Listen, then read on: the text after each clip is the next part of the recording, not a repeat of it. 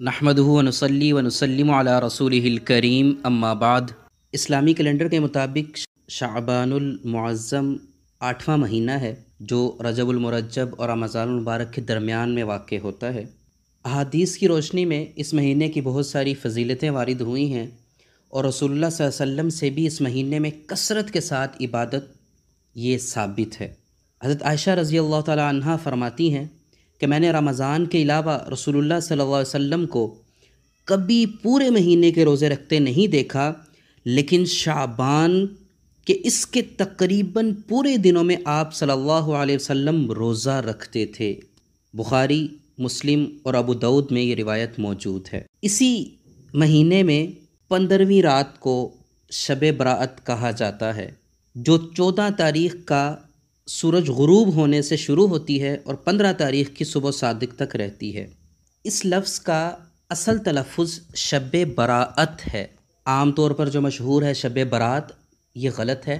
برات کا معنی ہوتا ہے دلہے کے ساتھ وہ گروپ جو اس کی شادی میں شریک ہونے کے لیے آیا ہوتا ہے اور اس کے ساتھ جاتا ہے۔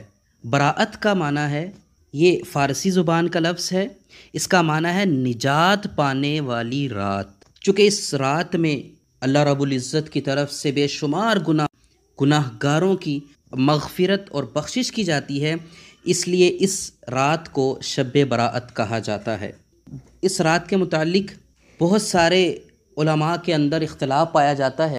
اس رات سے متعلق 3 قسم کے گروہ ہیں۔ نمبر 1، جو اس رات کی فضیلت کا انکار کرتے ہیں۔ نمبر 2، جو اس رات پر ایسے کام کرتے ہیں کہ مبالغے کی طرف بات چلی جاتی ہے۔ اور تیسرا گروہ وہ ہے، جماعت وہ ہے کہ جو درمیانے اور معتدل راستے کو اپناتا ہے۔ ہم آج اس رات سے متعلق قرآن و حدیث میں احکامات دیکھیں گے کہ آیا اس رات کی فضیلت قرآن و حدیث سے ثابت ہے یا نہیں۔ اس رات سے متعلق اکثر مفسرین، جن میں حضرت اکرمہ رضی اللہ تعالی عنہ بھی شامل ہیں، انہوں نے قرآن کریم کی آیت انا انزلناہ فی لیلۃ مبارکۃ انا کنا منذرین فیہا یفرق کل امر حکیم، سورۃ الدخان آیت نمبر 4، اس سے مراد شعبان کی 15ویں رات ہی مراد لیا ہے۔ اس میں انا انزلناہ فی لیلۃ مبارکہ، یہ لیلۃ مبارکہ سے انہوں نے مراد شعبان کی اس 15ویں یعنی شب براءت کو مراد لیا ہے۔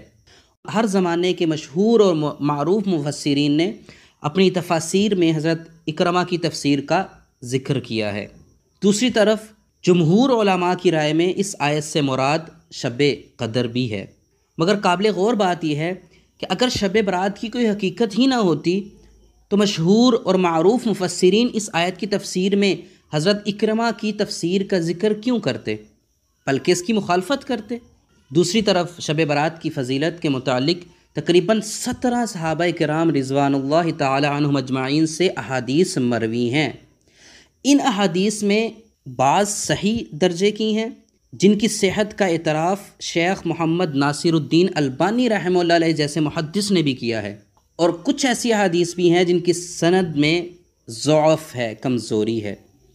لیکن فضائل کے اندر ضعیف احادیث بھی قابل عمل ہوتی ہیں۔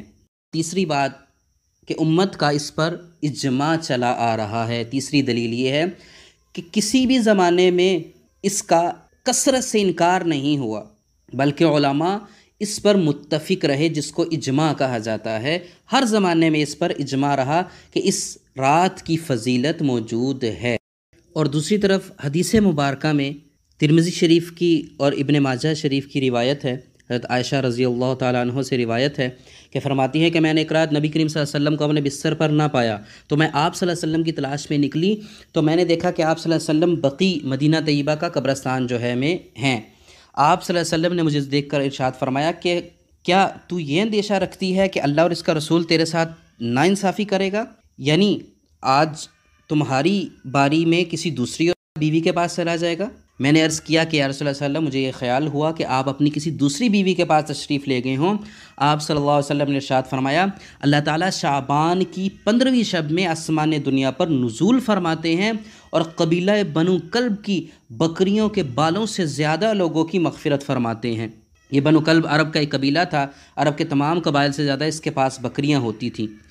یہ حدیث مبارکہ اور اس کے علاوہ حضرت علی رضی اللہ تعالیٰ عنہ سے روایت ہے، یہ ابن ماجہ کی روایت ہے کہ رسول اللہ صلی اللہ علیہ وسلم کا ارشاد ہے جب نصف شعبان کی رات آ جائے تو تم اس رات میں قیام کیا کرو اور اس کے دن یعنی اگلا جو دن ہوگا 15ویں تاریخ ہوگی اس کا روزہ رکھو اور اس کے دن کا روزہ رکھا کرو، اس لیے کہ اس رات میں اللہ تعالیٰ سورج غروب ہونے سے طلوع فجر تک قریب کے آسمان پر آسمان دنیا پر یعنی نزول فرماتے ہیں اور ارشاد فرماتے ہیں کیا ہے کوئی مجھ سے مغفرت طلب کرنے والا جس کی میں مغفرت کروں؟ کیا کوئی ہے رزق کا طالب کہ میں اس کو رزق عطا کروں؟ کیا ہے کوئی کسی مصیبت یا بیماری میں مبتلا کہ میں اس کو صحت عطا کروں؟ کیا ہے کوئی ایسا اللہ تعالیٰ برابر یہ آواز دیتے ہیں یہاں تک کہ سورج طلوع ہو جاتا ہے۔ یہ ابن ماجہ کی روایت ہے۔ اب جب قرآن اور حدیث مبارکہ میں اس رات کی فضیلت بیان کی جا چکی اور 17 صحابہ کرام سے اس کی فضیلت ثابت ہے تو اس کا انکار کیسے کیا جا سکتا ہے؟ لہٰذا اس سے ثابت ہوا کہ اس رات کی فضیلت ثابت ہے، اس رات میں عبادت بھی ثابت ہے، اس رات میں اللہ رب العزت کی طرف سے بخششیں اور مغفرتیں یہ بھی ثابت ہیں، اور ہمیں اس کا اہتمام کرتے ہوئے اللہ رب العزت سے بخشش سمیٹنی چاہیے اور صحیح دین کو صحیح طرح سمجھ کر اس پر عمل کرنے کی اللہ تعالیٰ سے دعا بھی مانگنی چاہیے۔ اللہ رب العزت ہمیں دین کی صحیح سمجھ عطا فرماتے ہوئے اس پر عمل کرنے کی توفیق عطا فرمائے۔ وآخر دعوانا الحمد للہ رب العالمین۔